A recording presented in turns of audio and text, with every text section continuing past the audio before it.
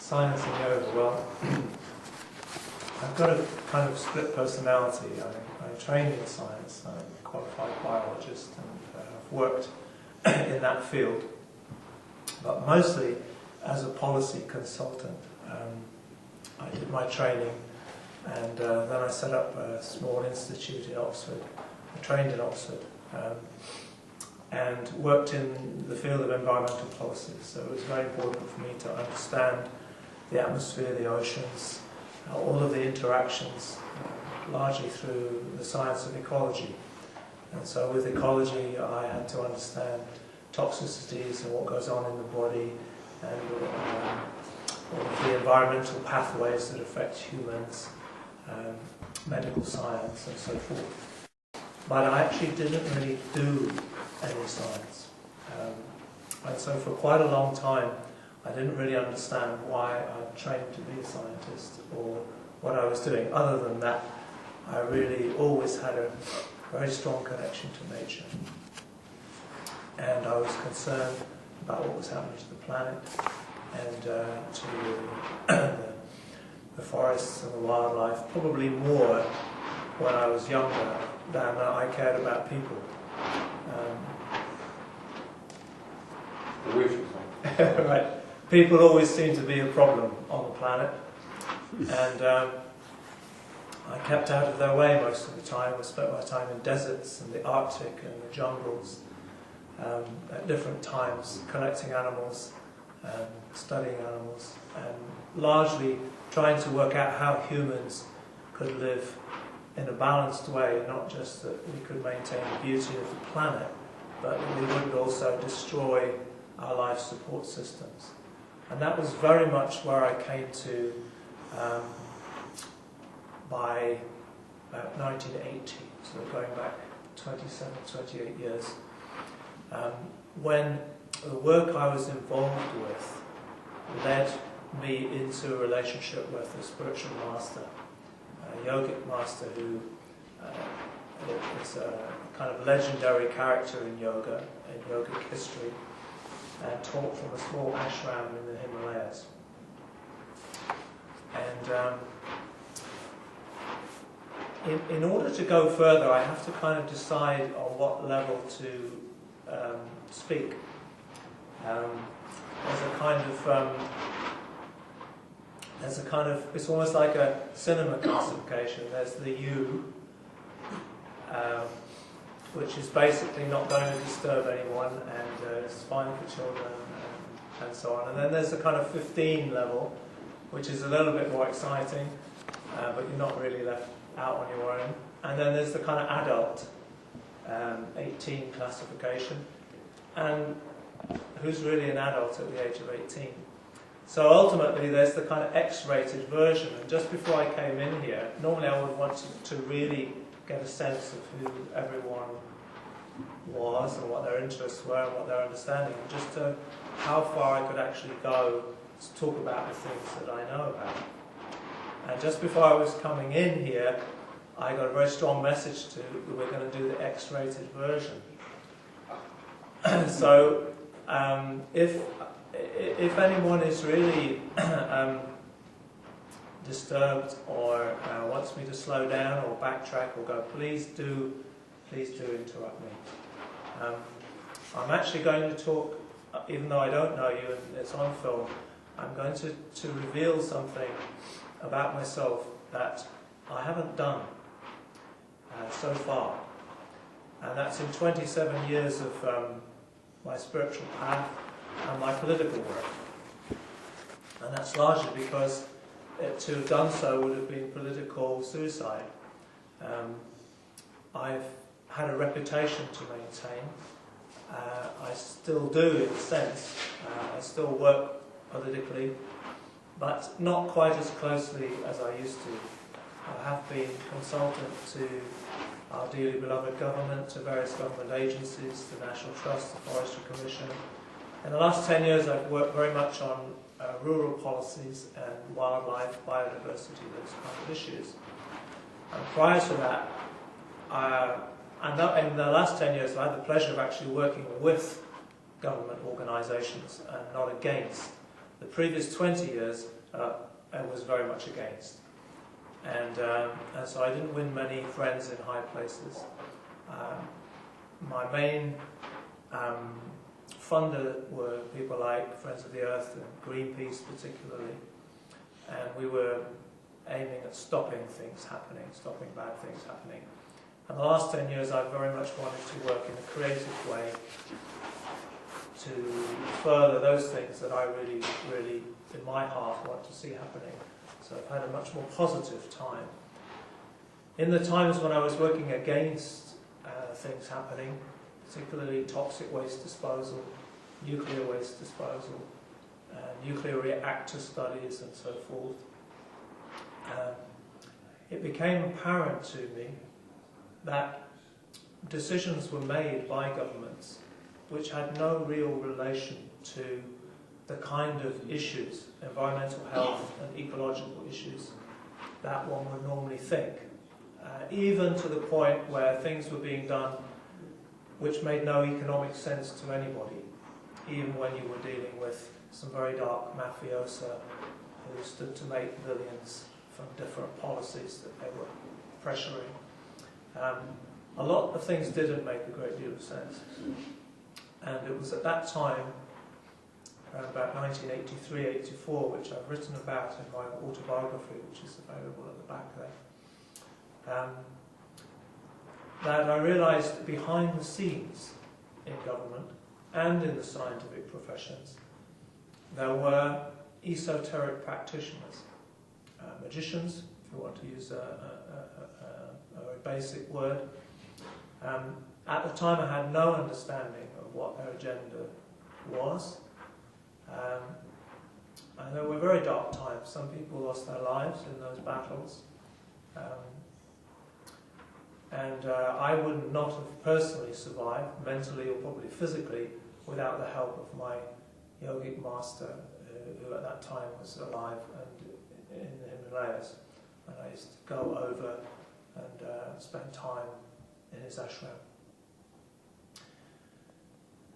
So there's a whole other political and esoteric dimension to anything that I would talk about in relation to yoga and science. I could talk to you about science and how I understand reality.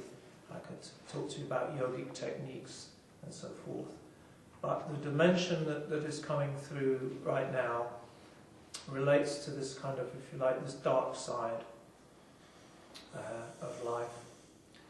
And what my master told me 27 years ago, which is very much, has been in the back of my mind, and in all that time, it's really only now that I've really started to work with it and to bring these two worlds of science and yoga together, both within my own mind and within my own work. Because in all of that previous time, they were very separate. I didn't talk about my yogic practice. I didn't talk about my yogic work with people. I kept the science entirely separate. And with that skill that I developed with my colleagues, we worked in the interface between science and law. So our interventions in global environmental protection were very much to do with international conventions and legal conventions. And in that time, my own expertise was to look at how science was used to justify particular policies. So, to give you an example of something I worked on, it was decided within government and industry that a legitimate way to dispose of nuclear waste, highly toxic nuclear waste, was to sink it to the very bottom of the ocean. And oceanographers would tell you that the bottom of the ocean, which is 4 kilometers deep on average, has very little connection with the surface. The ocean consists of a series of almost plates of water at different densities and different salinities, and they don't mix with each other. So you can have a current going one way in one layer, and a current going the other way, and they don't mix. By the time you get to the bottom, you're very, very slow moving bottom currents. So the idea was you could send the waste down in barrels to the bottom, the barrels would break open, but the nuclear waste would decay away by the time it came. There are zones in the oceans where that water comes up to areas of fisheries.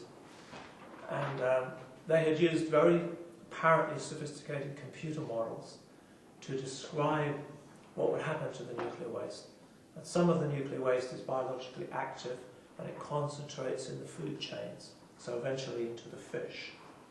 So the idea was you would take all your scientific knowledge, you would know the diffusion rates, the absorption rates, what fish ate what fish and so on, and you could track the radioactivity through the environment and know eventually where it would come out. And big sophisticated computer models, the kind in those days, going back 25 years or more, that only 1 or 2 laboratories worldwide would have a computer big enough and fast enough to do that kind of work. So they were politically very convenient. They were pretty impenetrable to any critical, curious eyes looking out from environmental groups. And indeed most governments in the world had to accept this kind of computer model. And because of the structure of the science, it was dealt with by special UN committees. And so my job was to get inside those committees and to be part of that process. Initially from the outside, criticising, and eventually being brought in to help redraft the legislation. My job is also to analyse those models and criticise them and pull them apart and show them up in the UN fora, and also working with politically active people to get different countries on side to criticise the bad guys. And the bad guys were basically the UK government in league with a few others, particularly the Americans.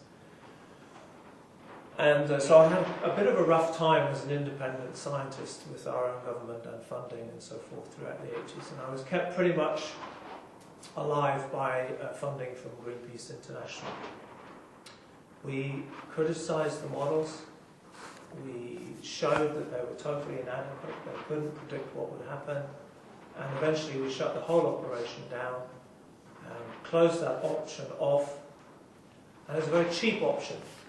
To store nuclear waste costs billions and billions of pounds more. You have to store it, and you're not disposing of it. And what we discovered in that time was that there's a huge difference between containment and disposal, and it's not scientific and it's not technical. It's actually a question of who does the disposal. And my political education and, oddly enough, spiritual education began at this time, because on this planet, toxic waste disposal is almost entirely in the hands of the mafia. As a business organisation, they run the dark side of the business world. And the mafia run trafficking in women, drugs, pornography, gambling to some extent. And these are some of the biggest businesses on the planet today. And they also run toxic waste. And they are very unsavoury characters. But in 1982, the Italian magistrates, who are the only organisation in the world capable of penetrating the mafia, and if you become a mafia-hunting Italian magistrate, you are equipped with an armoured vehicle and bodyguard, but even so, your life expectancy is not great. And at that time, in 1982, there was a scandal. I don't know if anyone remembers it, but a certain banker sat around a table in Rome with mafia and various other people. His name was Roberto Calvi. Does that name mean anything to anyone? Roberto Calvi was found hanging from a bridge in London, Blackfriars Bridge, with rubble and money in his pocket. He was an elderly man suffering from a heart condition, and somehow he had managed, according to the police, to scramble out across Blackfriars Bridge, various bits of scaffolding, and hang himself with his feet just in the water, committing suicide. Calvi had sat around a table of a Masonic lodge known as Propaganda Due, P2. And around the same table were the heads of the Italian military, the banking fraternity, the Secret Service. Businesses were not well represented. They were particularly only represented by the media conglomerate of the time, one of the wealthiest men in Italy. Only I seem to remember this because that lodge was broken open by the Italian magistrates, and it was in fact Calvi sitting in there. He had a bit of a conscience because he just discovered that the Vatican's money, which he was channeling through the lodge, $1,000 million of the Vatican's money was actually going to armaments to various dark regimes in South America. And I personally think that Calvi had decided to spill the beans. But he was killed before he could do that. And actually, a short while ago, the suicide verdict was overturned, and the Metropolitan Police investigated again, as they well knew, and a verdict of murder by persons unknown was given a couple of years ago, and the investigation has been ongoing, with the Metropolitan Police saying, well, it's the mafia. And the mafia, I don't think it was. I think it was the Masonic networks. But interestingly, the media magnate at that time, who owned most of the television stations and newspapers in Italy, does anybody know his name? Silvio Berlusconi, later to become Prime Minister of Italy, and a recently rejuvenated Prime Minister as well. The reason that I knew about P2 was that working with Greenpeace, we had both the mafia on our tail and various secret services. And as you may know, in 1985, the Greenpeace boat, the Rainbow Warrior, was sunk by French Marine commandos working on the orders of the French Minister of Defence, Michel Ernoux, who was a good friend of Georges Mitterrand, who was the President's brother. And Georges Mitterrand is the head of the Oriental Lodge of Freemasonry in Paris at the time. So we knew that there was an axis, if you like, of interests who were very much against what Greenpeace was doing, and we had to combat these behind the scenes, and that's very much in my book. When Tony Blair was elected, his first port of call was Italy. When I saw him on hugging terms and staying in Silvio Berlusconi's villa, I thought, there's a lot more to this government than meets the eye. So there's all kinds of things going on behind the scenes, and anyone who talks about these things is immediately dismissed as a conspiracy theorist. Well, I'm not a conspiracy theorist. I have no theories whatsoever about what is going on behind the scenes. My work has been entirely to deal with the consequences of the deals which have been set up in various parts of the world. And my area, the only contact that I've come up against has been either in nuclear safety or toxic waste disposal. Now, what's that got to do with yoga? In that time, 1982-83, I had practiced a lot of hatha yoga since I was a student. I had read the autobiography of a yogi by Yogananda. I was aware of the mysteries. I was aware that our mind was capable of all manner of things beyond scientific understanding. In Yogananda's book, for example, he was meeting with a nun who lived in Bavaria who didn't eat.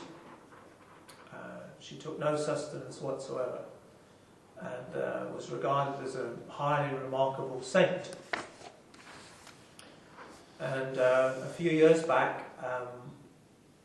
a young woman came to work with me, stayed with me for several months, and my guru had sent her, guided her. She lived in Spain, and she came to find me and to work with me for a few months. We're still in connection. And she lived with me for 4 or 5 months. She did not eat. And yet this woman could work a 12-hour shift in the local cake factory. A friend of mine ran a cake factory to earn some money, eventually taking on the job of being nanny to her 3 extremely active children. And then we could spend 2 hours in the evening doing martial arts training together, which she was a black belt in jiu-jitsu. And or we could go dancing.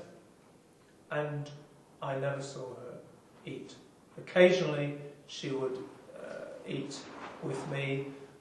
She'd have a little portion of something, and it was no pleasure at all going to a restaurant with her, because she might say, "I'll treat you to a meal," but you'd sit there and she was laughing all the time, so it was good fun.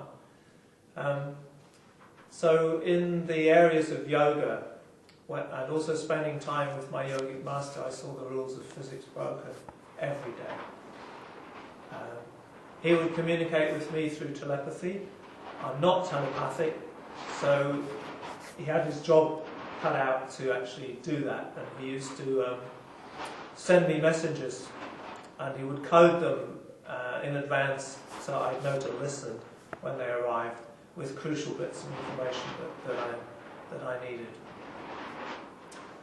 So where I'm coming to in all of this is to explain from there my yogic work changed radically from Hatha Yoga to helping other people break through to levels of psychic awareness. And my teacher taught me many methods, techniques which I use.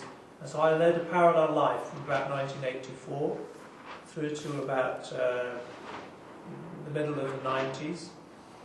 And I would teach groups about this size, up to maybe double, on retreats. And we would use very deep meditation techniques, and which we would call in ancient yogic terms kriya, which is a cleansing process. I shall come to that in a minute as to what that means and what the relevance is for this evening.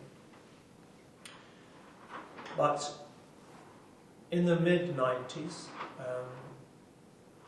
I kind of went into quite a deep retreat for about 10 years, living in the forest, actually with a young family, a second family, two families, grown-up children, all grown up now, 5 children. And my teacher, who has never left the Himalayas, told me to immerse myself in the deeper mysteries of this land, the Celtic mysteries, and also just to begin training with Native American teachers, and to go deeply into kind of shamanic relationship to nature. And 2 or 3 years ago I published a book on nature conservation. I actually have worked in the last 10 years to set up pioneering nature conservation networks. The book's called Beyond Conservation, and it's about creatively working with nature. A lot of conservation work is trying to protect nature from all kinds of negative influences, as if we're all continually trying to hold on to little bits of it. And we even talk about nature reserves, much as the Native Americans would talk about the reserves that they live in. And outside of that, pretty much anything goes. the land has become a business and an industry, and then nature reserves. So, in some sense, that separated people from nature. And nature became something to study scientifically. Now, being a scientific ecologist, I well understood that. And then, over the last few years, I've been working to bring my knowledge of the spirit and knowledge of shamanic realms into that dimension, trying to change the paradigm with which we relate to nature. Got an example of the book at the back there, and it's woven. There's chapters on scientific and practical, but going a little bit beyond conservation, we have a network of sites, all varying in the way that they've been set up. But the idea is to join up nature reserves and make large areas available for much wilder creatures, the creatures that we have exterminated: the wolf, the bear, the lynx, wild horse, wild cattle. If you go back to when our forests were natural, they were full of amazing creatures which affected the whole dynamic of the forest. There is no potential to have a natural forest anywhere in Britain today. In fact, it will be very hard to bring it back, because some of the key creatures which structured the forest have either been made extinct by humans, or they didn't make it back after the Ice Age. Prior to the Ice Age, these oak forests that we're familiar with, and I bet you didn't know this because I didn't know as an ecologist, we had our own elephant, we had our own rhino, we even had our own hippopotamus. Northern animals adapted to these forests, and the forest would have been very different. We had panthers as well. So a lot of those animals didn't make it back, largely because during the Ice Age, the forests in Europe are squeezed into little corners, very, very much reduced. Humans suddenly mushroomed all over what we call the Old World. This is about 30,000 years ago, which is a mere blink in evolutionary time.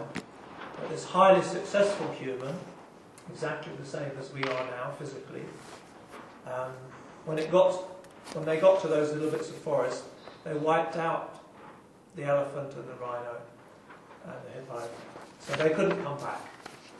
And they had a good go at wiping out the European wild horse and the European wild bison. And another event actually occurred, which I will come to towards the end of the talk. About 13,000 years ago, and what was left, which was still quite an amazing fauna, like Serengeti, throughout Siberia and Europe and North America, it was actually quite warm, a good deal warmer than now. There was a massive cosmic event in the Northern Hemisphere, and huge numbers of wild animals, big animals, were wiped out, along with vast numbers of human beings. In fact, the whole of North America, humans, elephants, camels, everything disappeared, was wiped out. I'll come to that.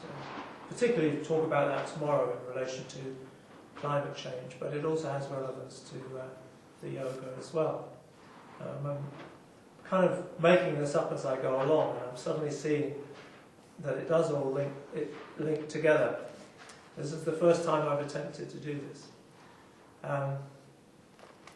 So in my work to bring back those creatures that we can bring back, there's plenty of room in Scotland, particularly for the bear and the wolf, and we have areas now, several hundred square kilometres of land which is dedicated to these projects. The main problem in Scotland is politics. We have an area in the Lake District. In East Anglia we're developing fenland, wilderness areas. And even in Sussex there's a landowner, 3,000 acres of farmland, dairy, until 5 years ago. And he's joined our network, and he's He's keeping the outside fence, but all the internal fences over 3,000 acres are being taken away. All of the fields are allowed to go wild, and he's bringing in wilder species of cattle and wild boar, which is going to cull organically. So it's a kind of organic wilderness farming in Sussex.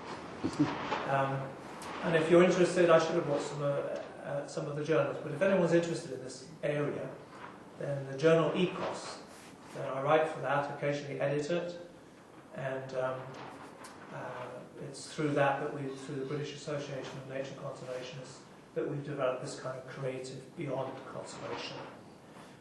That's very successful, by the way. It's like a wave, and there was a programme on BBC on Wednesday about an area in Scotland where we're aiming to bring wolf back, and we got the moose in.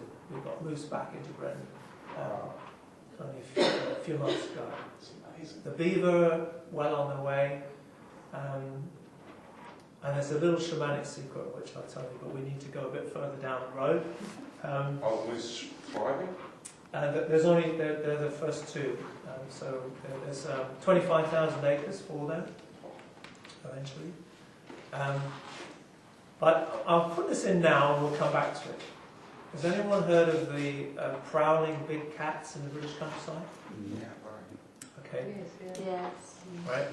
Have you noticed that there's only usually two kinds reported? Black or fawn. No stripes, no spots. There's only two kinds, black panther and puma. And I've also been involved in that a little bit because they tend to follow me around. I haven't seen any, by the way. But as a biologist, I'm very interested in that, and some very trustworthy people that I know very well have seen them. And I've seen the prints, and I've also seen animals that have been killed by panther. It's very easy to tell the difference between a big cat killing a dog. So that's of great interest, and now I've actually been working to try and get them accepted. The government knows, but they pretend they don't. The police know very, very well. You can talk to policemen who've been out there and seen them, and you can have a shot at them and so on. Forestry Commission know very well.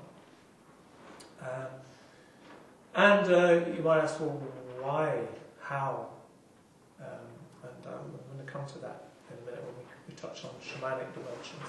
In the book, I tried to bring shamanic knowledge into the mainstream conservation world.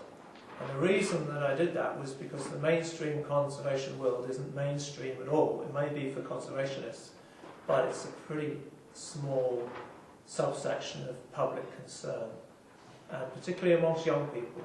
You can interest young people up to the age of about 13, but once they get into then you lose them. And so I felt if we could introduce a shamanic dimension. And what I mean by that is that instead of relating to wild animals with a pair of binoculars and a notebook, and a classification and an ecology and a scientific, objective, externalized way of relating, which is entirely how conservation relates, to relate to these creatures as the Native Americans do, as teachers who can speak to you.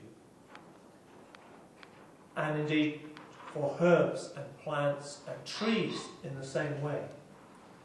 Now, I'm sure that some of you already do that, but in the realms that I've worked in, that's Gaga land. You know, you've lost the plot if you talk to the trees. You know, Prince Charles is allowed to do it, but you know, not a scientist. Which accounts for me having kept my lives separate, largely because I wanted to actually achieve something in the scientific world. But now it's like all no holds barred. It's like we've got to really go for it. So I published a chapter in this book, and the book was actually reviewed. It's been reviewed in Resurgence. It's been reviewed in the Independent full page. Nobody mentions chapter 9. Really? Even Resurgence. they got some professor of environmental management to review the book, and he didn't even mention the spiritual dimensions of it. And in chapter 9, which I call the healing forest, I argue for a new relationship to nature. That Sorry, nature which book was this? heals us. Which book was this? It's called Beyond Ah, Conception. yes, yeah. There's a copy Yeah. of that. I've got some more, depending on what to buy. So I'm slowly coming to the kind of crunch here. The shamanic work trying to get into the conservation world isn't working. They don't want to know. Science does not want to know. It doesn't want a bridge built. And that was my original thought. That's the work. Build a bridge between the spiritual, the shamanic, the yogic, and the scientific. But they really don't welcome it. And for most people who are into the kind of shamanic dimension, science is dry and boring, and so there isn't much of a desire for a bridge there. And a few years ago, 2005, following a period of kind of detaching myself from the conservation work, once that book was finished, I went on retreat to the mountains of Spain, where one of my students from the 80s actually has a healing centre, and he has a very deep understanding of science as well as healing. He's a healer. And whilst out there, I kind of had instructions, which was basically there's very, very little time left to effect any kind of constructive change. And at this point, I will say that when I first sought my Himalayan master, a yogic master, and it came in fairly unusual circumstances. I'd heard about this master from Yogananda's book. Has anybody here read that, Autobiography of a Yogi? See.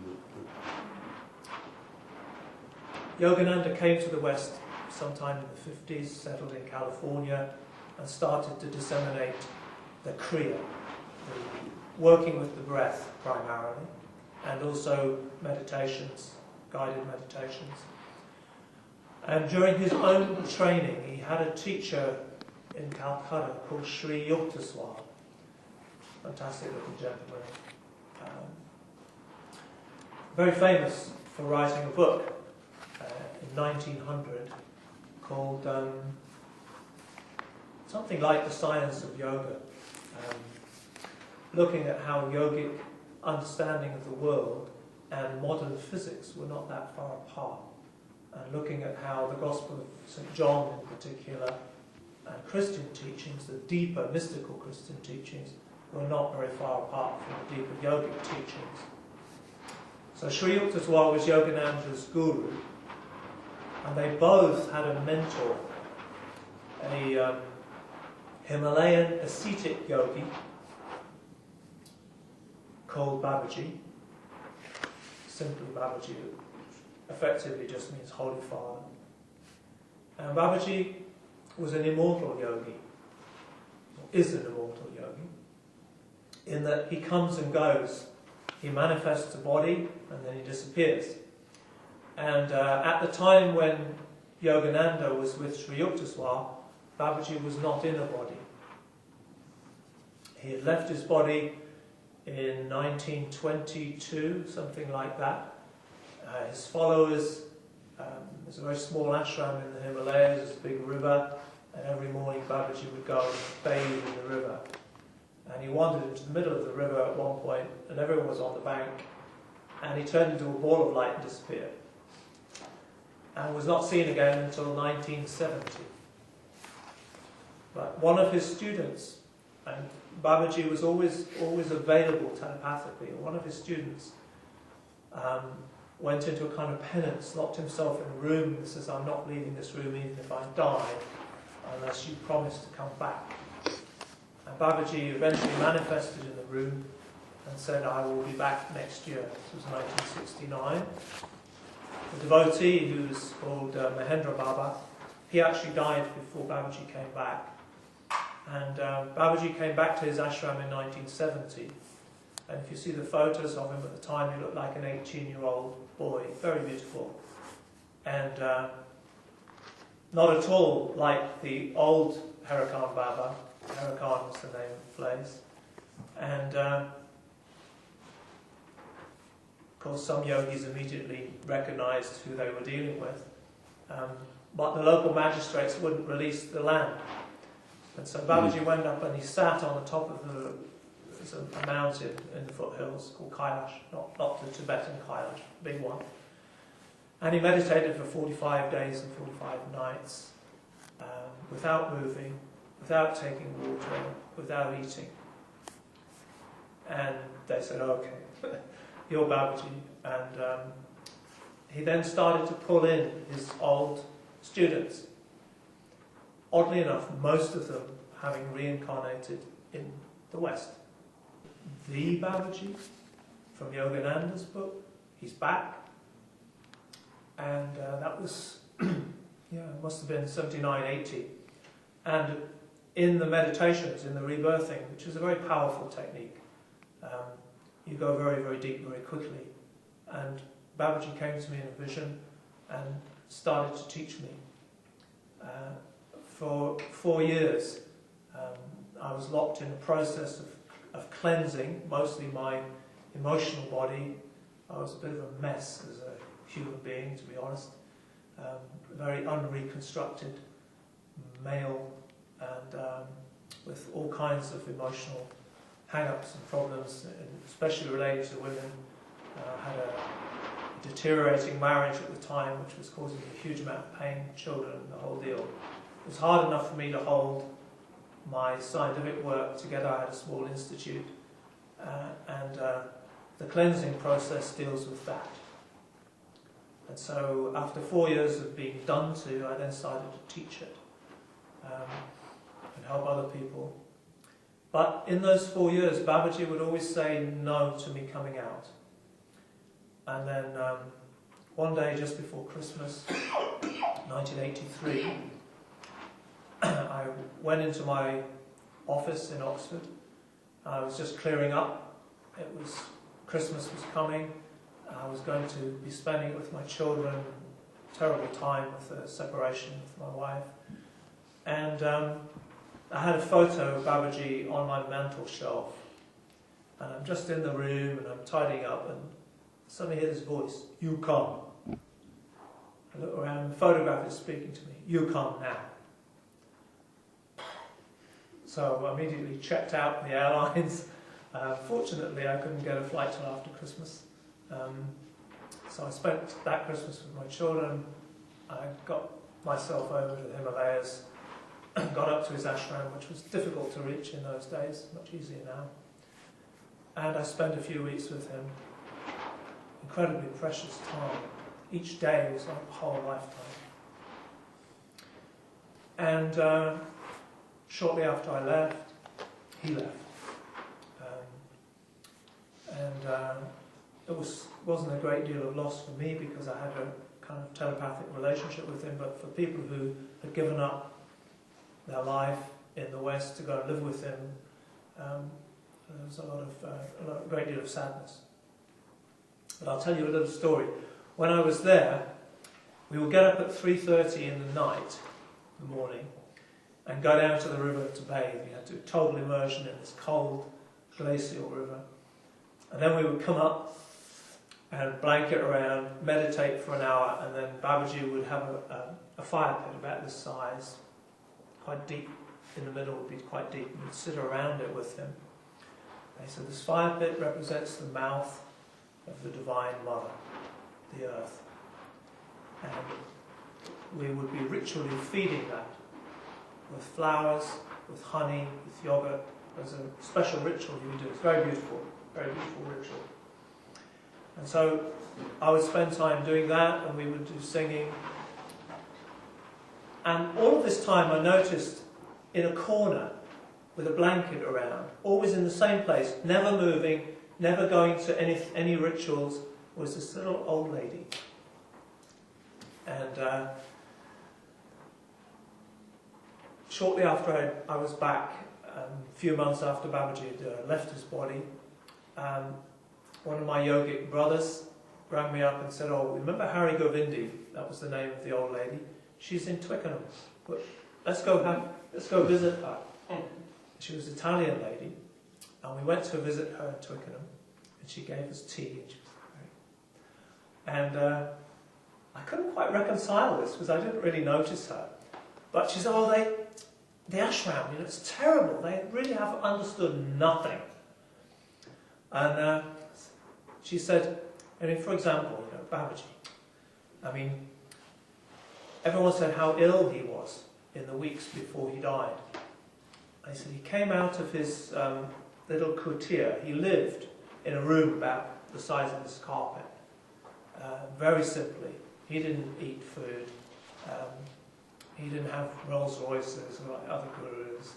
This was on the top of a mountain. And he came out, there's a flight of steps up from where he lived to the kind of veranda with lots of beautiful gardens. And so he came out, and he was on his stick, and he came out of his kutir, and he saw me at the top of the steps. And he says, "Oh, Hari Govindi, help me, help me." So I said to him, "If you're Lord Shiva, you don't need my help." At which point, he flew through the air, all the way up the steps, grabbed hold of her, flew another 5 feet, landed, and got his, winked. Said, so carry on. So he's a very high-level yogi, and what I actually know he did was that, and I was shown this very clearly, and I talk about it in the book about a year later, is that he opened his heart, and as Lord Shiva, or a manifestation of Lord Shiva, he drank the poison of this world, meaning the kind of pain and constrictions and limitations and karma, certainly of a lot of the devotees around him, and possibly on a planetary level as well. And that heart simply burst with that pain. And he was buried, which is unusual. And then when they buried him, normally you have a kind of hump, and they sort of put the earth back in, and there was no hump. And it's rumoured that actually there is a boy running around certain places in Tibet who is Babaji, who will eventually come back and start teaching at the ashram again. But I don't know about that. My own understanding, and in my own teaching, I leaned very heavily on him as my teacher. I would always be saying, and eventually it kind of works that you realise, and he would say, "Look, I don't exist. This is just a vehicle for spirit. There is nobody here. I am you. Babaji is in you. Babaji is your breath. Is that little voice within you. This is who I am. This is just a show. This is all a mirage. This is all an illusion." And eventually, as the guru, as the teacher, his job is to make you realise the truth of that. That actually there is, all of our separate beings are an illusion. Sure, we all have different bodies, we have different personalities. And if I were to ask you to just briefly take half a minute to collect a picture of who you are, like you were going to write a life story, how you were born, where you lived, who your family were, your friends, the major things in your life, so you had it all clear, and then you just, like a book, and then you just put it back on the shelf. That's the story. What would you be left with? And whenever we go into these deeper meditations, the personality ceases to exist. Those of you who've done it know that. You make contact with something that has no personality. It is independent of this body. And that something is the same thing that each of us touches. And so it's something that we all share, a consciousness that we all share, which is actually beyond our individuality. And that was the whole part, the essence of his teaching. Make contact with that reality and dwell in it. And when that happens, then the duality, the multiplicity of form, it takes on a different meaning. So that you are all aspects of me. And that which we are all an aspect of is something much bigger. And that's the divinity. And only by putting this story aside with practice, and it takes practice, because this story possesses us and makes us afraid. It makes us afraid of each other, makes us afraid of dying, and I will come to the importance of that fear in a minute, because it relates back to the old political story. So the whole path of his teaching was Babaji, who you think is your teacher and your guru, is always within you, is always available. It's the very nature of existence. Baba is the father. This is the mother. This is the earth. This is matter, material, mater, mother. Mother and father. Material and spirit. You can have any word for spirit. You don't have to have father. But actually, what I've realized is that father is a very appropriate name for that spirit. And in fact, Jesus called that Father. I come from the Father. Unto the Father I will go. And that is the creator, the spark, wherever we came from. That is also who we are. And the mother supports everything and is everything. But in the West, we're missing something. I think we've had a pretty good handle on the Father, largely through the Christians and Islam. We've had a pretty good handle on the Father. Judaic religion, Christian religion, Islamic religion. The light, the conscience, the higher levels of consciousness, the wisdom. I don't think we've had a very good handle on the mother. And Babaji's entire life, ritually, was devoted to her. And in the iconography of India, Shiva, who is the kind of ascetic yogic in the forest, and the dancing Shiva, this is the ultimate kind of male energy, the upright male energy, the pillar of Shiva. It's fire, it's intuition, it's action. But Shiva surrenders to the Divine Mother in the form of Kali. And Kali is the ultimate power. And Kali is then also acknowledged and worshipped in India. I don't like the word worship. Come back to that later. Kali and Shiva are very close. Shiva is the destructive part of a kind of trinity of Hindu gods. Brahma, the creator, Vishnu, the sustainer, Shiva, the destroyer. And Babaji was a Shiva avatar. He has come to destroy. And we don't kind of it doesn't sit easy with us, destruction. But it's totally essential. Death, decay, and destruction.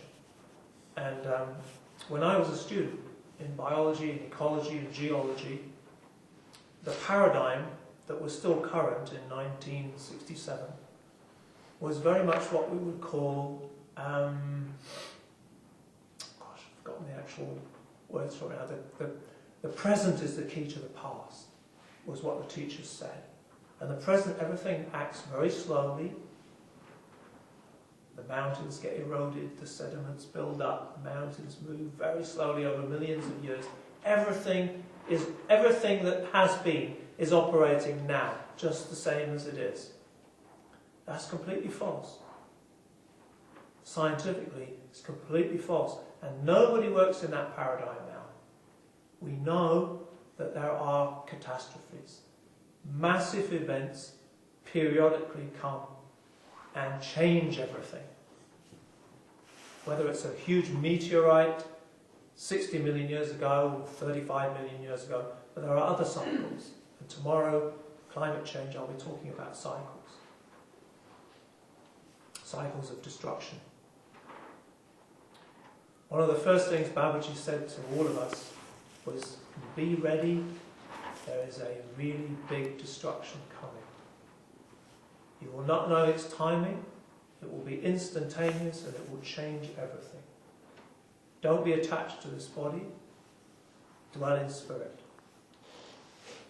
This body is not guaranteed, don't be afraid to jump into the fire, jump into the water, and there are various techniques that he taught, mantra and consciousness, to stay with this consciousness. Because dwelling in this consciousness, the destruction has no power over you. The mantra is more powerful than an atomic bomb, that's what he would say. And that was right at the beginning. In the early 80s we thought, any day now, you know, some of us would keep our petrol tanks topped up. Not me. And you know, 27 years on you think, you know, I thought this was all going to be taken down, you know, all this ugliness and corruption and everything would be destroyed. And I must admit, several times I thought, well, you know, maybe it's not going to happen. But now it's very close. And in 2005, when my instructions very much changed, and I went out to spend time on an Indian reservation in Nevada, quite by synchronicity. But there I received instructions from Native American ancestors, and I have a lot of strong past life remembrances from times in North America. And they asked me to resurrect something called the ghost dance. And I didn't understand at the time. That's a very macabre thing. I knew the ghost dance had been performed when the military advanced across Indian lands and wiped out the Indian tribes in the plains. And I knew a little bit about it, but not very much. And over the months that followed, I was shown very clearly what the ghost dance was. And this is actually at loggerheads with even how some modern-day Native Americans view it. And it's not in the books, the anthropological literature on it. The way the military at the time understood the ghost dance was that it was a peace dance. It was a kind of religion, and that the Native Americans were going deep into that religion because they had been devastated. They lost their lands. For a tribal people who've grown up in a particular area, particular tribal area, the land is everything. It's the mother. They know every corner of the land. They know how to live on the land. They know how to live with the cycles of nature. And they have a deep spiritual connection to the trees, to all of the creatures. And when the white settlers came in, initially they were welcomed. And then eventually they realized what was happening. Their lands were being appropriated, and they fought. And the Native American warriors fought a military that professed to be the best cavalry in the world. Within a very short time they realized they were the second best cavalry in the world. A Sitting Bull had won most of the battles, treaties had been formed, and all of the Indian nations along the western plains had been guaranteed their lands. Then the treaties were abrogated, and the word from Washington was these Indians would go to a reservation 1,000 miles away in Oklahoma. They would be moved from their land. While all of the warriors said, we fight. And the medicine teachers said, no more fighting. It's not possible. There's too many. We have lost. Everything you see now will be destroyed. Our way of life will be destroyed. Our women and children will be destroyed. Our women will be raped. Devastation is coming because they could see. And so the only way that we as human beings can persist, we're faced with this white man who has no comprehension of divinity, true divinity, has no connection to the mother, is walking in complete ignorance. We are the true human beings, and if the true human being is to survive this madness, we have to take it to the dance. And the ghost dance, which is also what I now teach, is a power dance. It's danced over 4 days and 4 nights. We haven't got that far in this country. And what it is the energy of the earth beneath the surface of all material reality, as modern physics and anyone familiar with modern physics will tell you. The surface of material reality is an illusion. But it's not that it's not real. It's an illusion in that it's reflecting light. Everything you see and relate to has only substance because it reflects light, and that's how you see it. Physicists will tell you that as you go deeper into material reality, there's virtually nothing there. There's nothing solid. It's all vibration. I mean, they have a model of a little nucleus with electrons spinning around it, and 99% of that is space, and then there's these little things like billiard balls. You've seen that? That's just a metaphor. There aren't any billiard balls, there aren't any electrons. The moment you try to measure anything at that level, the reality that you get depends entirely on the instrument you use to measure it. That ought to be obvious, but unfortunately, to many in science, it's not obvious. They think that the instrumental reality is the reality. But what they have to say, using their instruments, is nevertheless very interesting. They say that actually, it's all a vibration, an electromagnetic vibration. Everything is a vibration. The electrons are particular vibrations. Everything is a vibration. It stands to rationality that beneath the surface that reflects light, it must be dark. And beneath that surface, the darkness, is a vibrational reality. In which case we need a different metaphor to explore it. Now, almost all of science works with a metaphor of light. Objects reflect light. Light has a speed. Not really, but we'll go along with that. It has a wavelength. Sure, if you measure it in that way, it's got one. But actually, it's a continuum. If you look at the star tonight, on one level, that light has taken 4 light years to get here, 4 years travelling at the speed of light. God knows what that is, 900,000 miles an hour, I can't remember. 300,000. But there's another reality, which is that there's a line of light from here to the star, and it's been there all the time, constant, instant connection. And modern physics will tell you now that beyond the measurements of speeds and orbits, things can relate to each other instantaneously across space with no connections, physical connections, instantaneously affecting each other. So there are instantaneous realities. And what are these waves on? Physics can't actually answer that question, so they don't want you to ask it. But it's nevertheless an important question. If you're going to have a wave, you have to have an ocean. Physics can't tell you anything about the ocean. But one thing we will say is that it's an ocean of vibration. And in yogic science, in the beginning was the word, the vibration. Actually, that's not quite the beginning. That's a kind of bit of a male takeover. And you have to realize yoga, as it's taught, is also 2,000 years of patriarchy. Patriarchy is as alive in India as it is in this country. In the beginning, there was something before the word.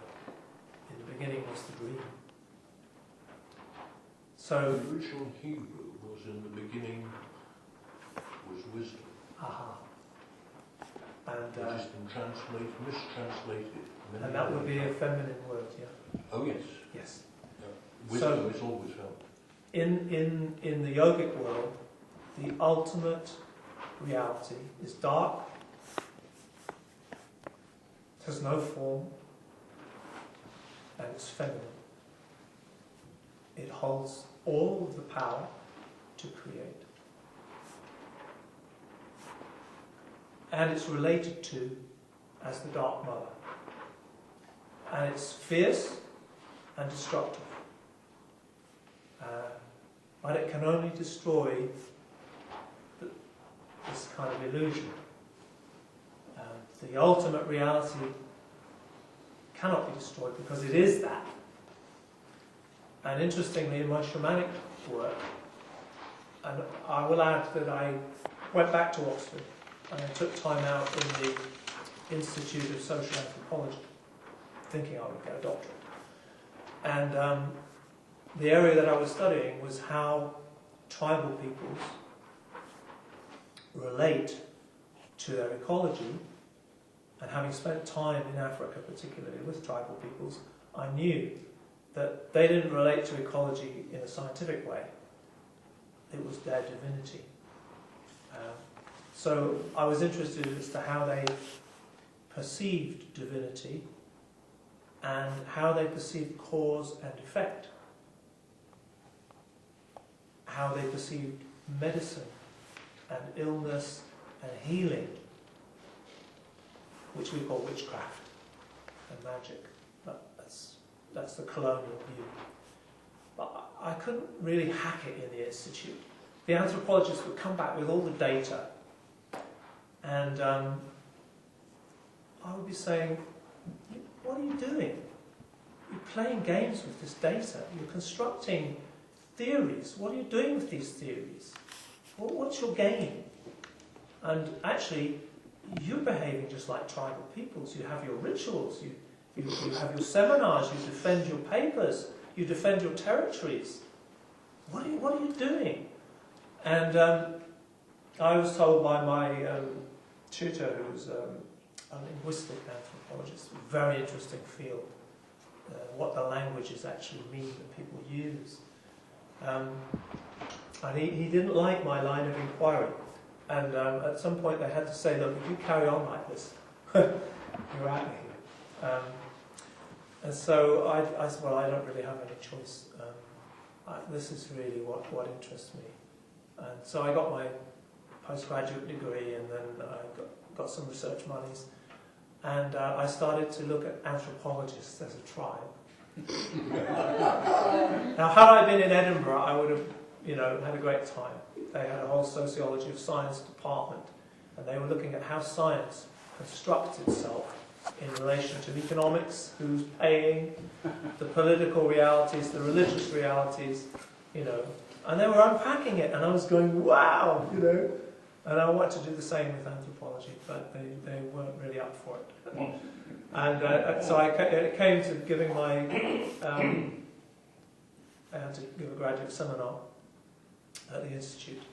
And my supervisor said, I was on how ecology was the new theory, and how the ecologists wanted to be the new managers of the planet. And so they were generating a political ecology, theories. And I was likened to a certain Mr. Durkheim, who was the father of sociological theory.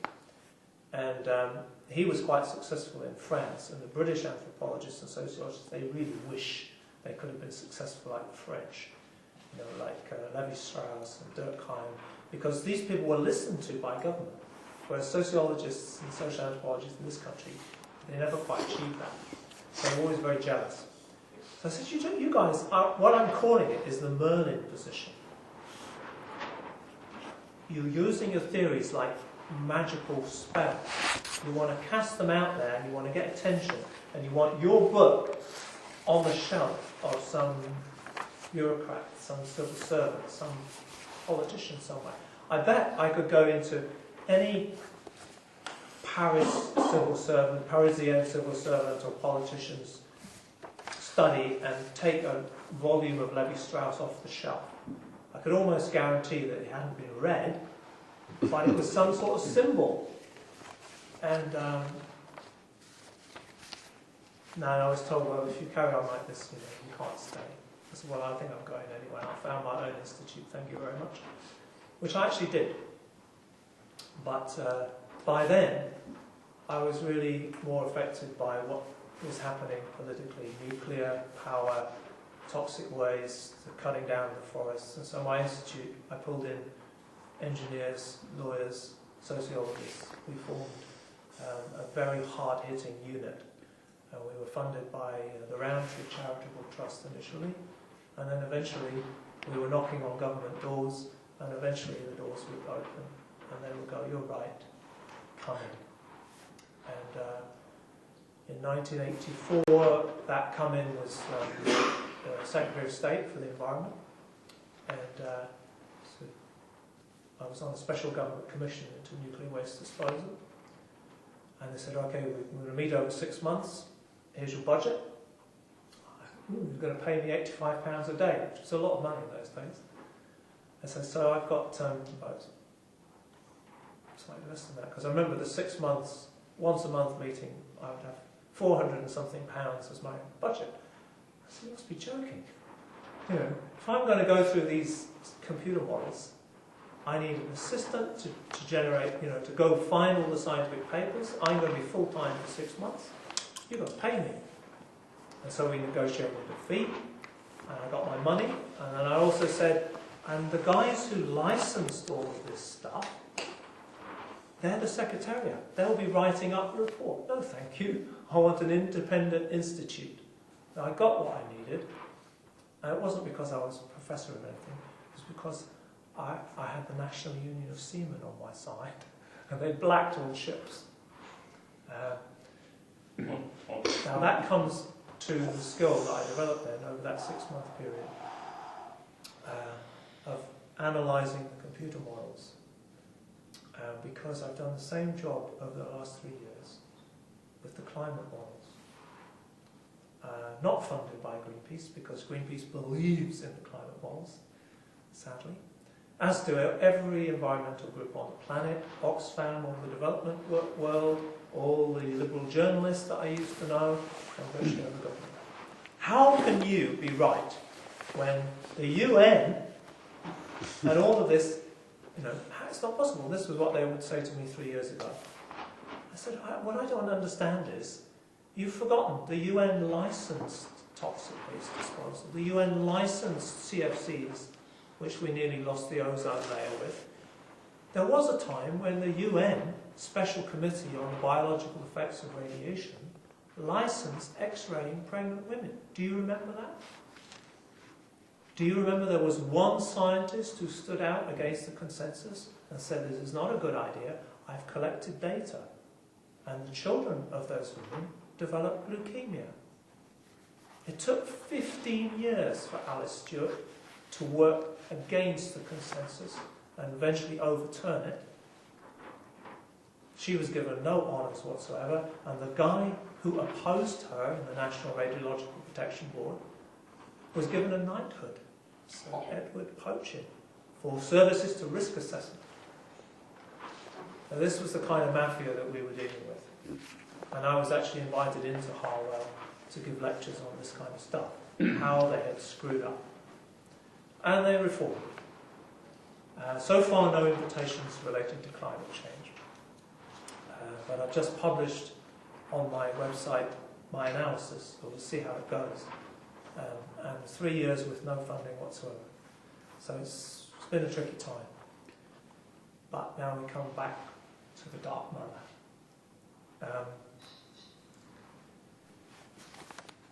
This is a difficult one. I am told no holds barred, okay? So. Yeah. To understand what's happening, it's a difficult one. Actually, when I analysed these computer models for climate change, and I was only after I'd done the job, 3 years, have I really looked at it. And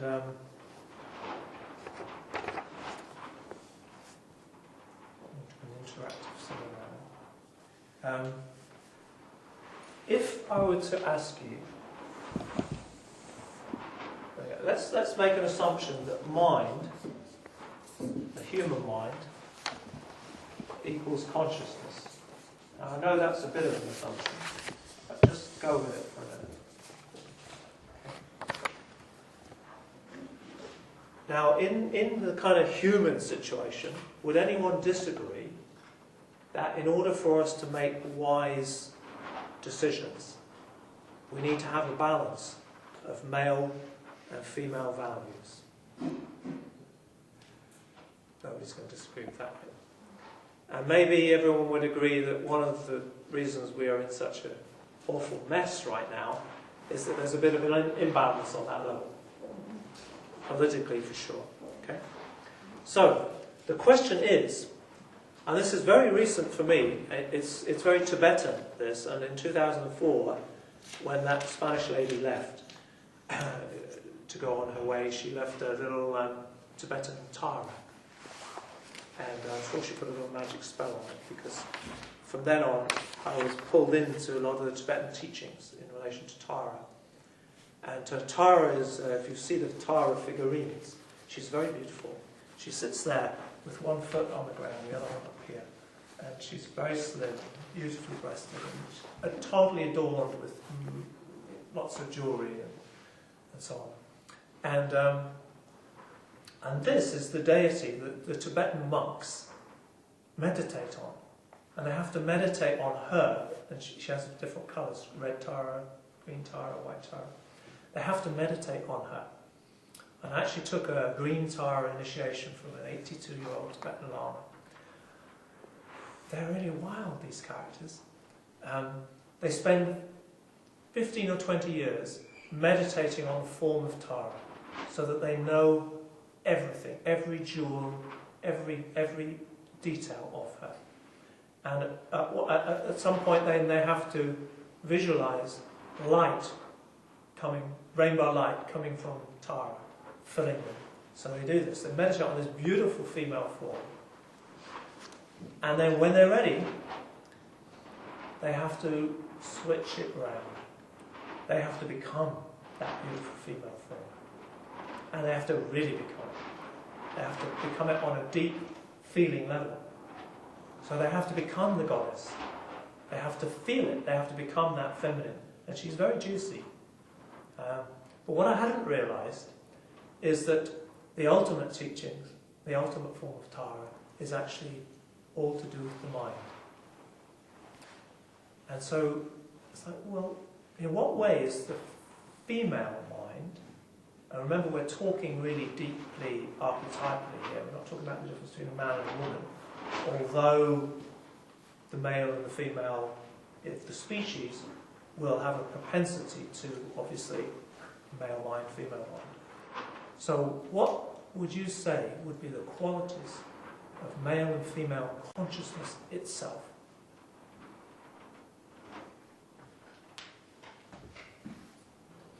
Light and dark. Okay, which way around? Male light. Okay.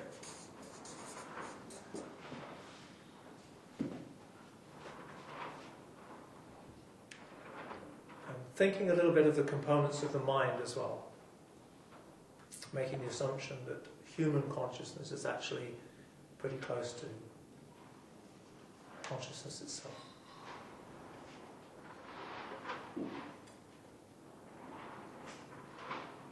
Maybe you're tired and I'll help you.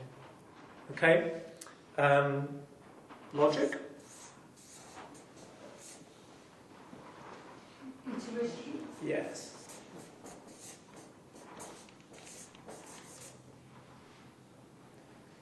Capacity. Hmm? Capacity as well. Capacity. Yeah. Female? Okay. What I would use there, because it's not immediately obvious, anyone got a male opposition to that? Apart from incapacity. Very focused. Very Yeah. lenient. Focus. What I would call this, capacity, I would call inclusive. Okay? And the male mind separates. When you think about the human story, it's very largely men who have been philosophers, which is imagining things, architects, technologists, and so on, which is slightly different than science. So there's a creative element to male consciousness. And the imagination then gets translated into action.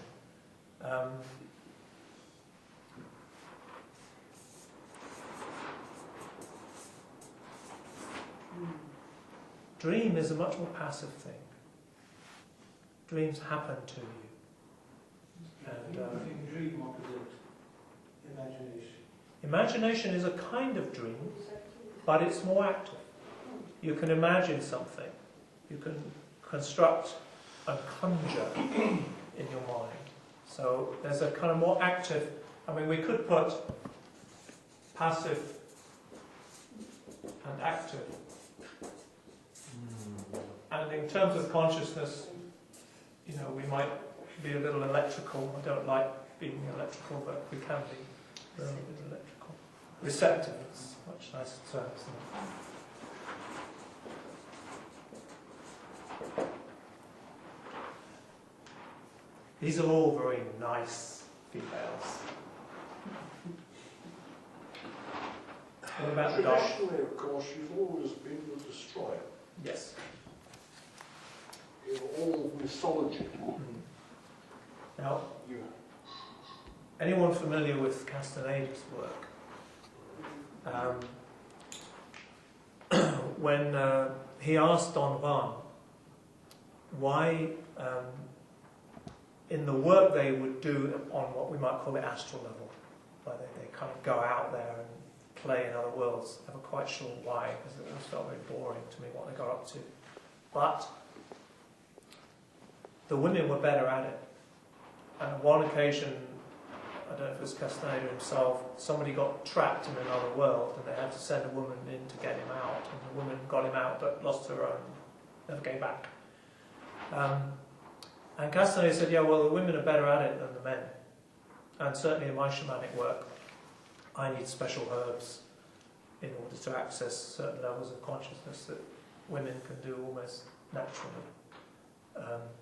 I said the reason is that the ultimate nature of consciousness itself is feminine. So I can go along with that. And predatory. Oh, no way! You know, it's a positive universe. You know, I'm safe. It's not. No. You know, I really couldn't accept that. And my shamanic teacher is a lovely man. called Martin Prechtel, Mayan shaman. Whenever we're out in the forest and doing stuff, and it's only been the forest here, I haven't been to Guatemala, he's come over here, he's continually doing little rituals to protect us from hungry ghosts and kinds of things. And I'm like, come on, Martin, it's a safe universe, you know. This is what my yogic masters have always told me. I don't agree with all this stuff. But I have to say, he's right. I've missed the essential element of evolution, central to one of the greatest scientific discoveries, Darwin's discoveries. Without predators, no evolution. In fact, without predators, no human being. We are superbly adapted to avoid predators. We're not very well adapted to being predators. In fact, But as groups, we're extraordinarily effective. we are top predator, but very recently, our biology is not top predator. Apologies to run away. Our biology is prey.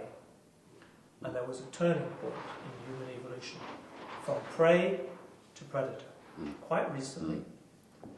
And the interesting thing in all of this, coming back in a loop, is that there's one species of animal on the planet that is perfectly adapted to prey upon us. Do you know what it is? Ourselves. Nope. There's no record of wolves having killed human beings for the last 100 years in Europe, 400 in America. Nope. Mosquito? Now this is a predator.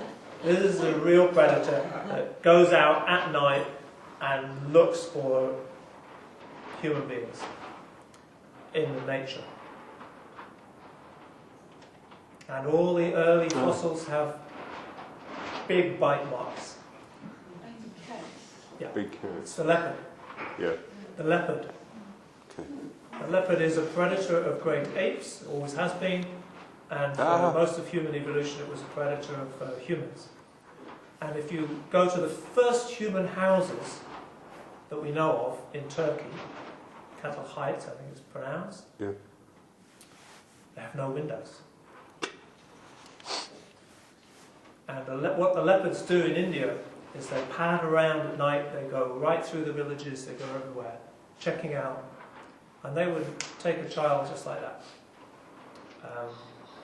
So the early human habitations had no windows, they had a ladder and a hole in the roof.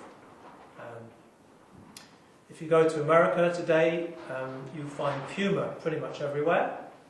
And when puma first came back, well, say everywhere, they've certainly come back in the Rocky Mountains.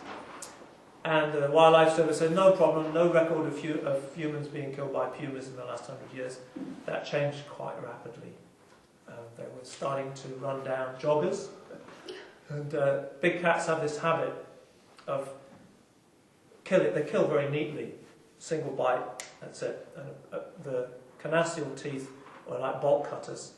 Get you there, snap the spinal column, that's it. An instant. But what they then do is they snip open the chest and take out the heart and the lungs, which are very nutritious. And then they bury the rest.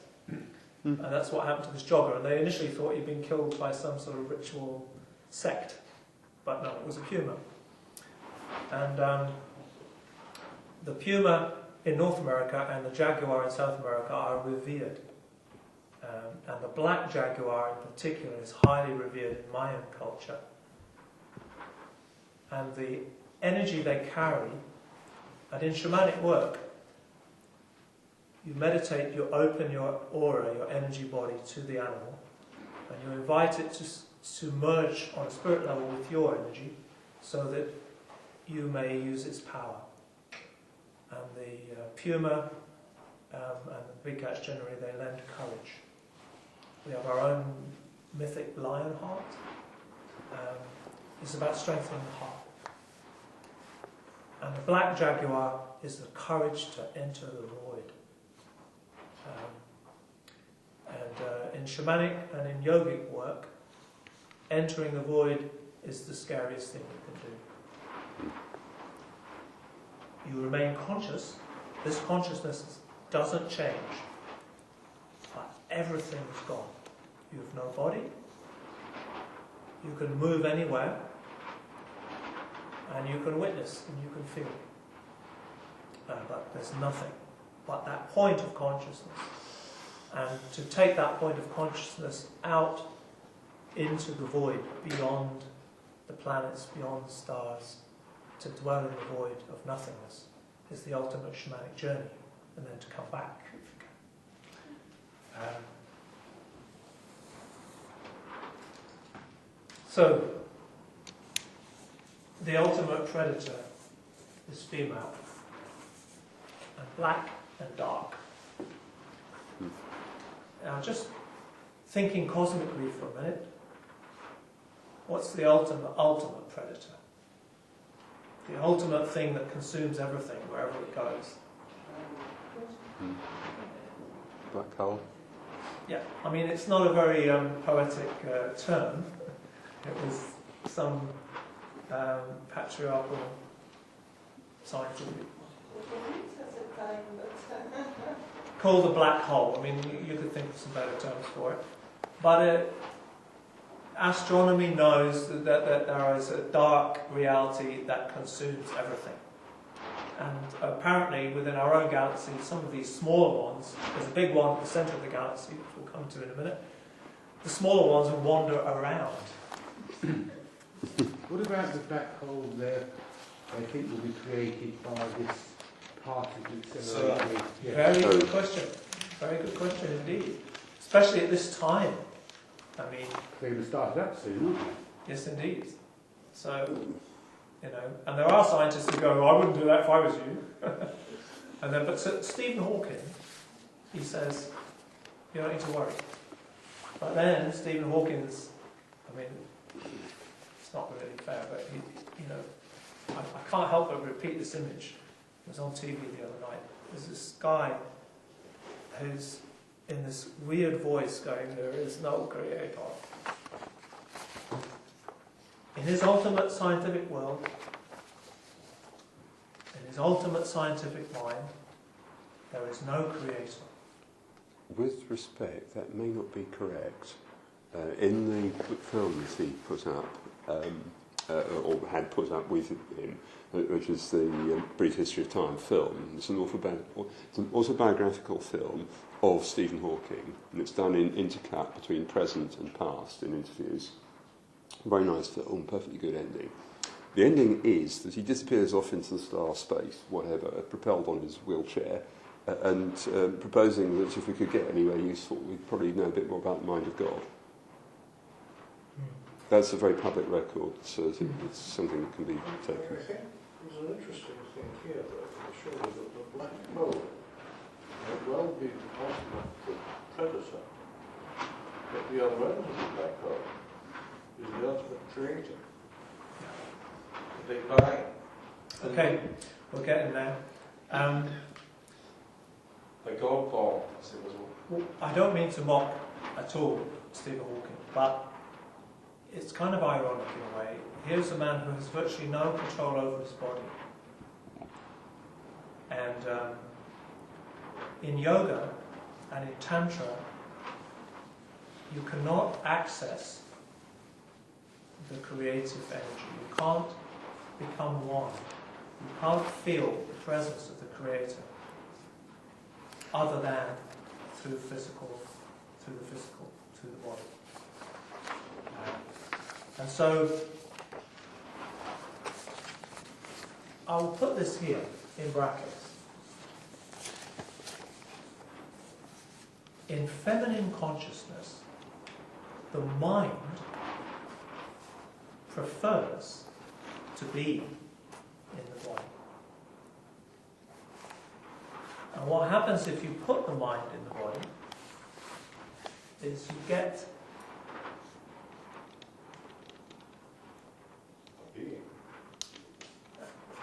something men often fail to access. A feeling reality. Okay? if you put the mind in the mind, or shall we say the brain, if you keep the mind in the brain, you're going to end up with a wholly different picture of the universe, light, logic, separation, imagination, and so forth. And what happens is all of this gets translated into the hands, mostly of men, and so you have technology. And a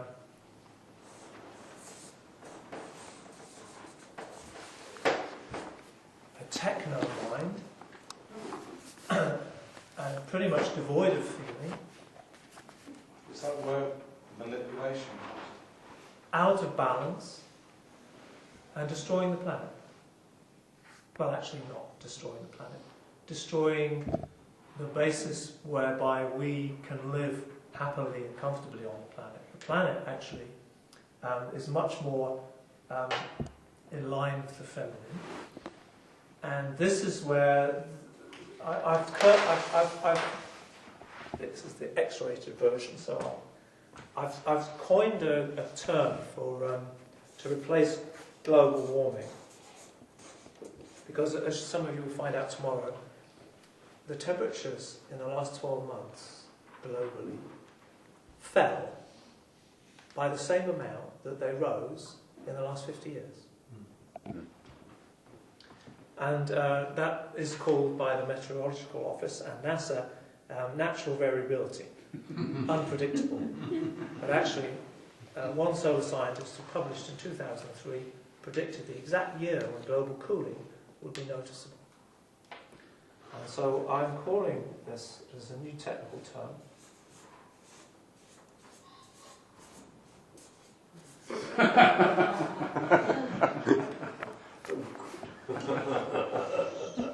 and it's exactly what it is, right?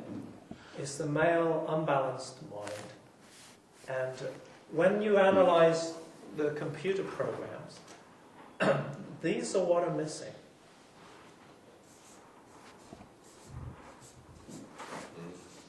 Cycles.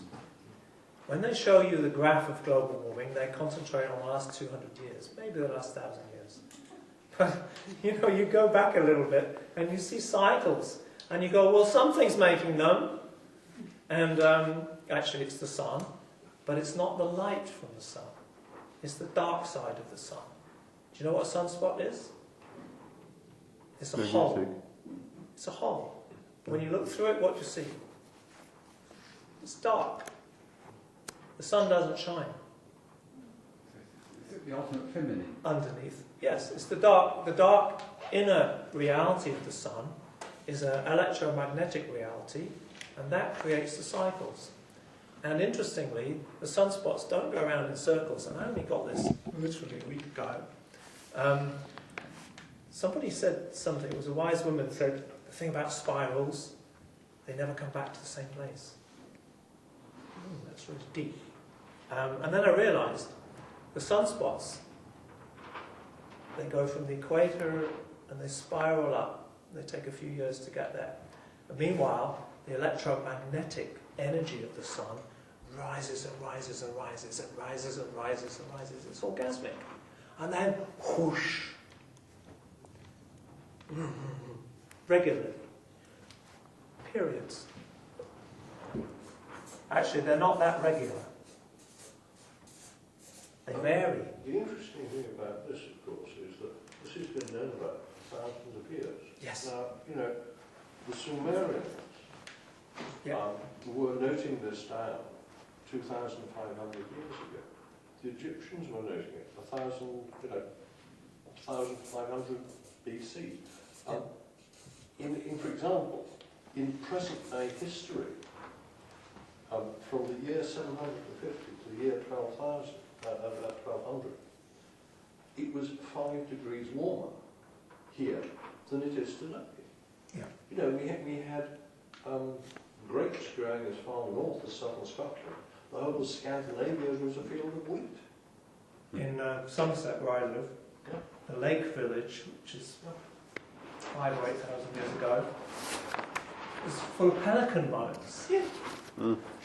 And tortoise are little terrapin-like things that live in South France today. And you think 1,500 UN scientists didn't know this? Well, No, they they don't want don't. to read history, that's the problem. Well, the other thing is they're all, nearly all, and this is the community, not necessarily the UN, I'm choosing words very carefully now, are actually nearly all Judeo-Christian, WASP, American, whatever, and their theology doesn't include these items. It actually doesn't include it. You're It's been absolutely engineered right. out. You're quite right. Okay. Absolutely, yes. And they're nearly all climatologists, which actually means computer specialists and mathematicians. And if something is irregular, like the wind-up cycle of the sun and winding down again, average 11 years, but it varies from 9 till 12, and that varies over time in 70-year cycles. But there's also a 500-year cycle. There's a 500-year, there's a 1,500-year, there's a 5,000-year cycle. And these cycles are not readily predictable, or at least that's what normal mathematics would say. But the one scientist who predicted El Niños, does everybody know what an El Niño is? No. The Pacific Ocean has normally, in its normal thing, it's relatively cool in its eastern part near Peru, and the fisheries is very, very vibrant there. And that depends on a particular wind that blows. So it's an atmospheric phenomenon. And periodically that wind dies down, the water doesn't move, it all heats up, and the Pacific heats up generally. And it's so powerful that it affects the global temperature. And I'll be talking about this tomorrow. So here we have a regular cycle. It's every 4 or 5 years, but it's not exact. And it's very hard to predict, and everyone would love to predict it because of the economic consequences. And NASA has been working on this for ages. One guy who worked with NASA, a guy called Theodore Landscheid, was able to predict El Niños. And he worked with Fibonacci numbers. Now, Fibonacci numbers are spirals. And they hated him because he didn't need computers. And what he was working with was eventually, he was working with pure arithmetic and Newtonian stuff about the centre of mass of the solar system and how it spirals around the sun. The centre of mass is not always in the sun, it's usually around it in some way. And that affects the sun's patterns. And he was able to predict El Niños, and he was also able to predict the amplitude of the solar cycle. Some cycles are bigger than others, and they've been getting steadily bigger. When you see the graph of carbon dioxide over the last 100 years going whoosh, and you think, well, yeah, that must be it. But if you do a graph of the solar cycle, the strength of the solar wind, which is a plasma wind which comes from the sun towards us, you can't see it, but it carries with it electrical charge and magnetism. And that is fed into the Earth's electromagnetic sheath. And that has effects on the climate. Now, this is all very recent science. I say recent, the last 10 or 15 years.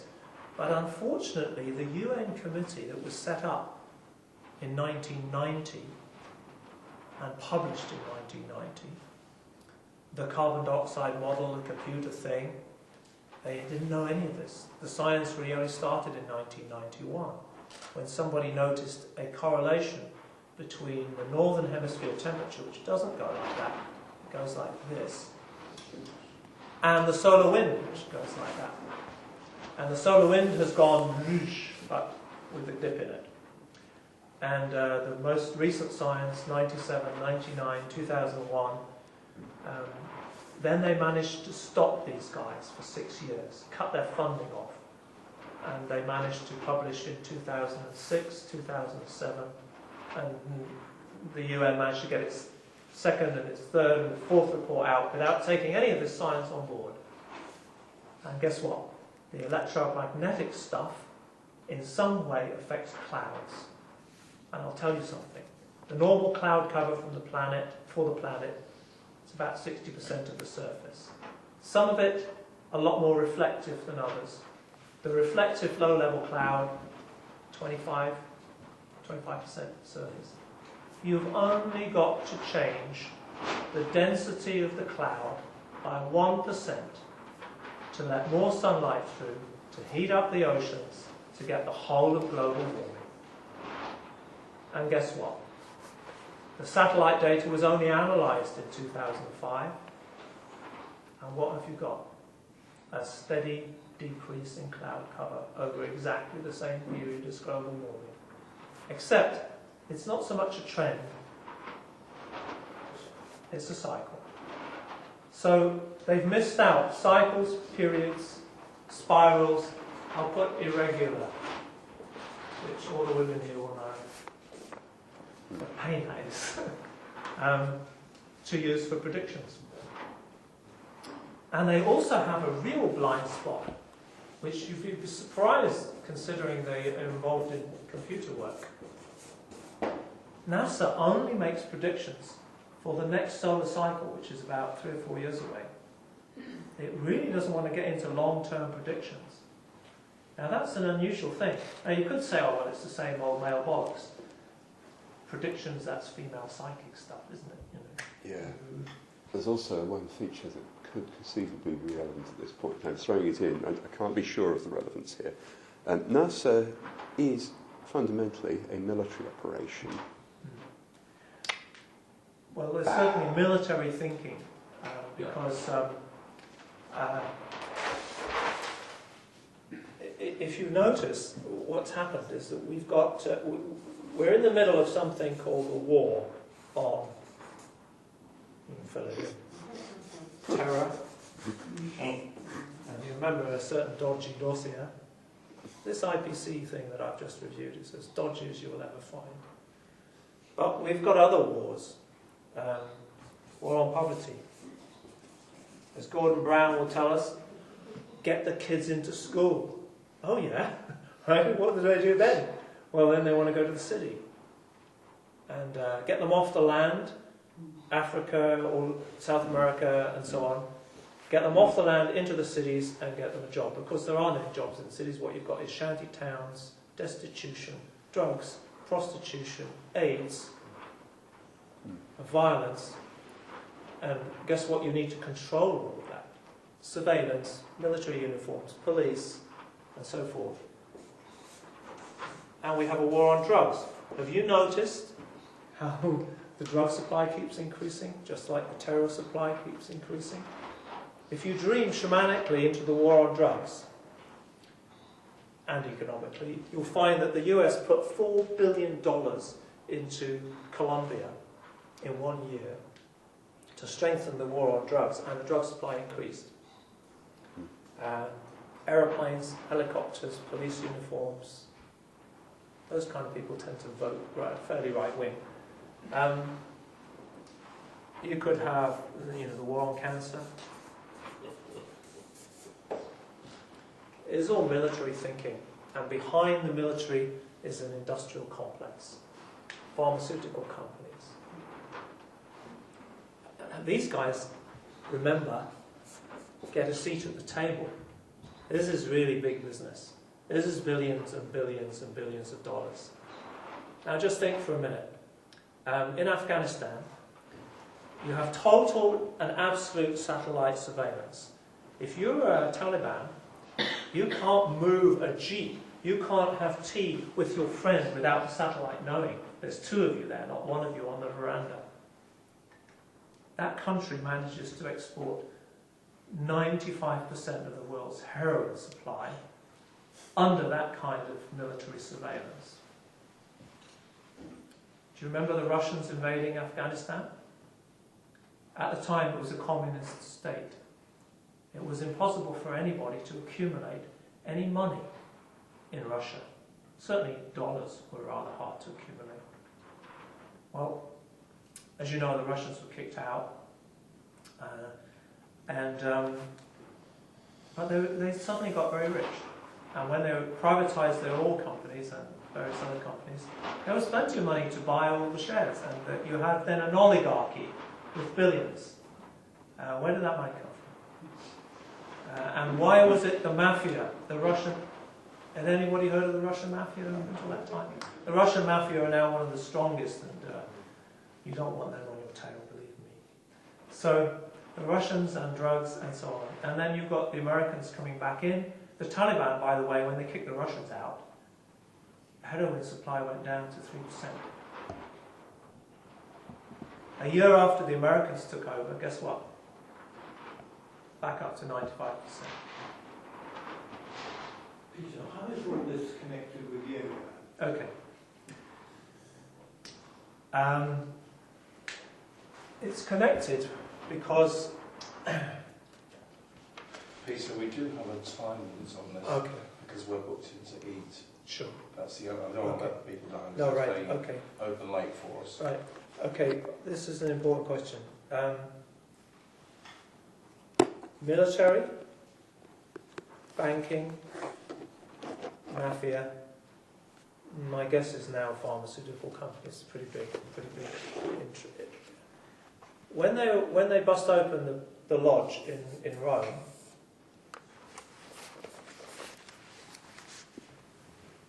everyone around the table had certain chips, power chips, billionaires, military, police, judiciary, except the magistrates. The head of the table, unknown, a noble, Lucio Gelli. If you see photos, and I've only seen photos, he's a magus. And that's the structure. So the question really is, what game are they playing? And this is the X-rated version. I asked this question very recently to the spirit of the most powerful shamanic plant called ayahuasca. And I don't understand. Kali is the ultimate power. How come she lets all this happen? Why? I mean, and I've actually visited some of this cabal and spoken before them, rather like you would in the UN, all hooded. And why? And they would say, well, look, why don't you join us? You know, you're bright, intelligent. Don't you see what we've got to do? The planet's too crowded. Too many people. Too much disorder. You know what's coming. The only way to sort it out is to reduce world population. Now, without all of this, you will never ever get permission to do one thing biologically, and that is to combine the lethality of a virus with the communicability of a virus. In nature, those two almost never go together. Flu, for example, is instantly communicable and will go across the whole planet. But it's only ever maximum 5 or 10% lethal. On the other hand, certain other viruses, very difficult to communicate, blood to blood, 95% lethal. Ebola, for example. So nobody in their right mind, balanced mind, would try and combine the two. Okay? But that's exactly what's going on in Alabama. Because, of course, the terrorists might do it, which is absolute rubbish. And in which case we need an antidote. Yeah. So in order to get the antidote, you have to create the virus that's going to do it, and then you create the antidote. And that's exactly what is going on in Alabama at the moment. Now, to a shaman, if you want to do something that is not acceptable, not legal, what you do is you dream it, which is where we come back to the yoga in a minute. You dream it happening. And you dream it happening accidentally.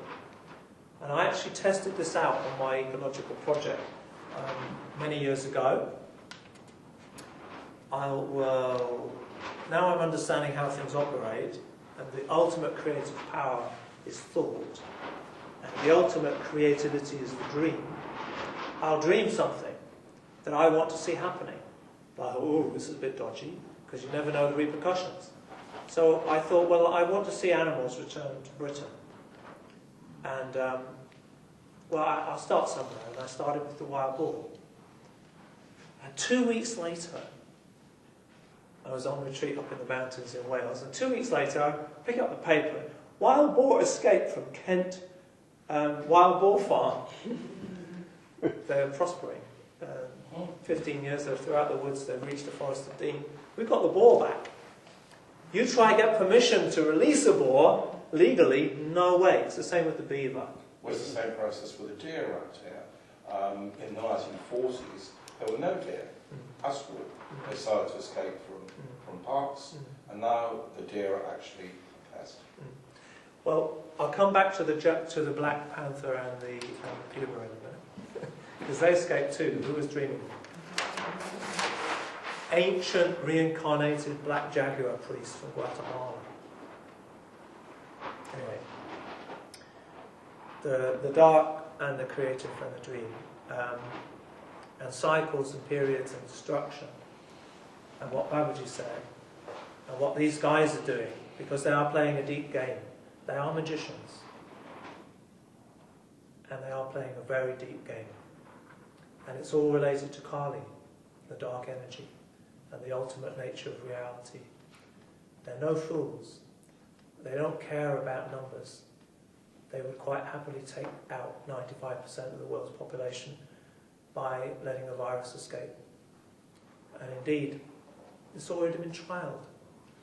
2 years ago, smallpox, which only exists in laboratory, it doesn't exist in the world anymore, out of laboratories. It exists in 6 laboratories worldwide, ultimate biosecurity level.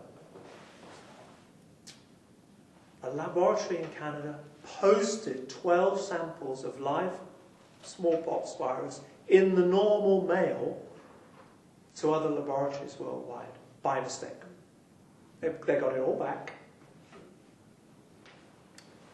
If you read the scientific press, people in those laboratories are incredulous. We should be operating at maximum biosecurity level. We can't get it. What's going on? What indeed? So somebody's dreaming something. What they're concerned about, the imbalanced male mind is concerned about order, survival, preservation. This civilization project has a long history. And some element of it, which I don't fully understand. But this is a pyramid of numbers. And in ecology, we call it a pyramid of numbers. Here are, at the bottom, the herbivores, the grazers. A bit like us, to certain people. Okay? And at the top, you have what's called the top predator. Now, in actual fact, this is a distortion of reality. You have a web, but this was taught when I was a student, the pyramid of numbers. There's also an energy distribution, which is global. Yeah. And so the predators are very few and very energetic. Now, you also know there are other pyramids, and there's something else also at the top of them. And these are the consumers. Well, they think they're consumers. Actually, they're being consumed. Their energy goes to the top of the pyramid. And this, in the old days in Egypt, of course, they were slaves. Now they're wage slaves. Their creativity has been sapped. Their dream life has been sapped. They have no spiritual education. They're not taught to meditate. They're not taught to walk softly on the earth. They're not taught that the earth is their mother. They're not taught that there's cycles. They're not taught that they come and go and that life goes on and that reincarnation or whatever. They're not taught anything about spirit. They are consumed people. And those at the top know exactly what they're doing, and they are consuming the energy, the dark energy. And a lot of the films and cinematic myths that are going around, like the alien myth, that there's an alien energy sucking us. Well, yes, there is an alien energy sucking us. It's alien to our humanity. How it got here, I don't know. You can call them lizards from outer space. Doesn't really mean anything. I like lizards personally. But they are cold-blooded predators, sucking the life force out. The whole economic system is developed to maintain this. The education system is developed to maintain this. The drugs industry is developed to maintain this. The pharmaceutical industry is developed to maintain this. It all fits together. It doesn't have to be a conspiracy, but somebody at the top knows what's going on. Now, my question, and this is very recent in my own education, is, Mother, how come you allow this? You are the ultimate power. You won't like the answer. Don't get until you flip that. Don't like the answer at all. The answer is cowboy consciousness. Kali likes cowboys. Cowboys rule the planet. Remember Ronald Reagan? George Bush? Even Saddam Hussein with his 6 guns and his hat is cowboy consciousness. These cowboys, they don't care. Right? The cowboy, he just wants to ride. He doesn't have such a brilliant relationship with the divine feminine, but I tell you something, she's dark. When he goes to town, he goes to the saloon and he hangs out with the saloon equivalent of Mary Magdalene. He doesn't have a very good relationship. He very seldom settles down. He has a bit of a dream of one day having his own place, but he doesn't have any place. He's a wage slave. But he's still got a bit of life. He likes to be out there under the moon, under the stars, and he would give his life to ride in the rodeo of life. Kali likes that.